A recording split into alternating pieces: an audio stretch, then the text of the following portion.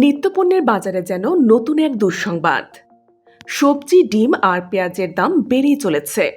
দিন দিন অস্বাভাবিক হারে বাড়তে থাকা এই মূল্যবৃদ্ধি নিয়ে এখন সবার একটাই প্রশ্ন, এটি কি সাময়িক নাকি স্থায়ী হতে যাচ্ছে? রাজধানীর বিভিন্ন বাজারে দেখা গেছে ফার্মের মুরগির লাল ডিমের ডজন প্রতি দাম 145 থেকে 150 টাকা, যা মাত্র এক সপ্তাহ আগেও ছিল 125 টাকার মতো। সাদা ডিম কিছুটা কম হলেও সেটিও 135 থেকে 140 টাকার নিচে নেই। খুচরা দোকানে প্রতিটি ডিম বিক্রি হচ্ছে প্রায় 13 টাকা করে। অন্যদিকে পেঁয়াজেও দাম চড়া। প্রতি কেজি পেঁয়াজ 80 থেকে 95 টাকা বিক্রি হচ্ছে।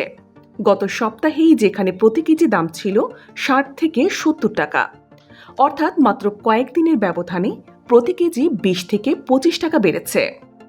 এছাড়া বাজারভেদে দামের পার্থক্য বেশ চোখে পড়ছে।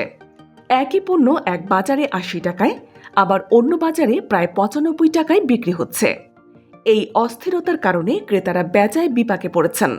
যদিও ব্যবসায়ী মহলের ব্যাখ্যা, উৎপাদন ব্যয় বৃদ্ধি ও সরবরাহ কম থাকায় এই দাম বেড়েছে। তবে কবে নাগাদ বাজার স্বাভাবিক হবে তা নিয়ে স্পষ্ট কিছু জানা যায়নি।